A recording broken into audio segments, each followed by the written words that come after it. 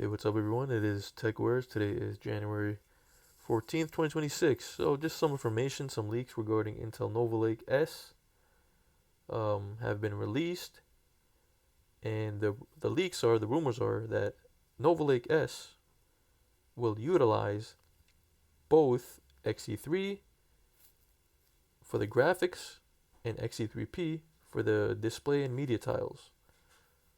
So, Nova Lake S is the Intel's upcoming desktop processor. It is expected in late 2026.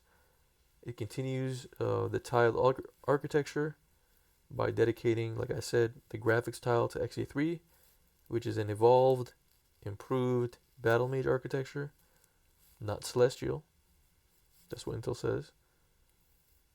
So that's the Xe3 graphics are going to be used for the high performance rendering while shifting the display and media engines to a newer Xe3P tile. And here's just this image of how it will be. Now, it won't exactly be like this. This is just an example I'm showing you. So the graphics tile is separate from the SoC and from the the media and display. So display and media Xe3P, graphics tile Xe3, and that is currently the rumor, the leak for Intel Core Ultra 400 series, if they decide to call it that. That is, of course, Nova Lake S will be the successor to Arrow Lake S or Arrow Lake Refresh, Arrow Lake S Refresh, that is slated to also be released this year. So it's going to also be on a new socket, the LGA 1954, and it's also rumored that the socket is going to be for longevity for at least 4 generations.